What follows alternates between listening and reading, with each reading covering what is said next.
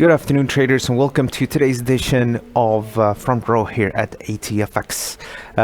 Let's take a look at some of the yen pairs. We're starting to see some interesting price action, and the yen has strengthened quite a bit in the last few days. I think it is primarily linked most likely to the Golden Week, which is a holiday period coming up starting from Monday. And there's going to be several bank holidays and public holidays next week. And a lot of people, what they do is that they take, in essence, off from Monday to pretty much 10th of May. And that is probably causing liquidity in the yen to diminish. And that could be one of the reasons why we've seen the yen strengthening, as people don't want to hold too much exposure, as a lot of the Japanese bank are going to have far less trading than usual. As well, there's comments that the PM of Japan is starting to get fed up with Bank of Japan's plan to increase inflation, which has not really worked out, and the lack of support from the government there is also seen as a reason to turn slightly more bullish on the yen. But let's take a look at some of the charts. So this is the dollar versus the Japanese yen, and as you know, the dollar has been doing quite well lately, but has not been able to do very well against the Japanese yen. And we were working with this head and shoulders, and technically we now traded below this level. We had really one bullish breakout here, and then we had another one yesterday that failed.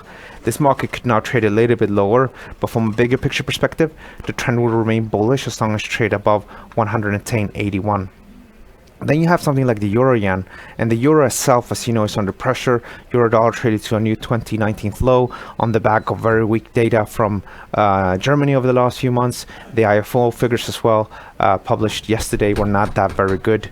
So this market is coming under bitter pressure, but we're still quite far away from the 2019 low here at 123.63. So this could still potentially bounce and sort of remain within a range between 123.63 and 126.82.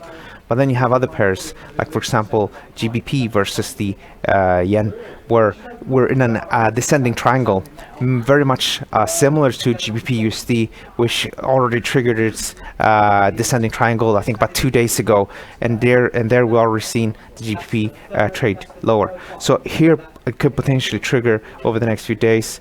From a technical point of view, if we do break the downside, we could potentially see further declines according to the pair itself, maybe down to as low as 140.14, but maybe more closer to something like the February 15th low at 141.02.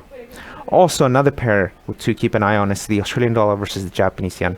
As you probably know, earlier this week, Australian consumer price index were far lower than expected. The market projected that inflation would trickle down from about 1.8% to 1.5% in the first quarter of this year. Instead, inflation came out about 1.3%, so pretty much far away from the 2 to 3% target range of the the Central Bank of Australia. So people are talking about maybe seeing some rate cuts in Australia over the next year, next 6 months really, and maybe seeing cuts up to 2 times, so up to 50 basis points. So the yen is doing quite well, and I'm not saying necessarily it will strengthen significantly, but it's definitely something to keep an eye on. And it's a bit of a divergence, definitely. Again, dollar is doing quite good, and stock markets are very, very high levels, but the yen pairs here are not really moving much higher as they should have, given the way stock markets have been behaving lately.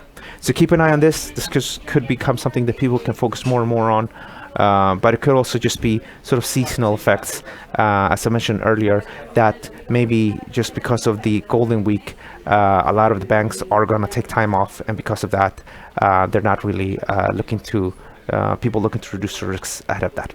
Thanks so much for watching, and I'll see you guys tomorrow for the next market update. Thank you.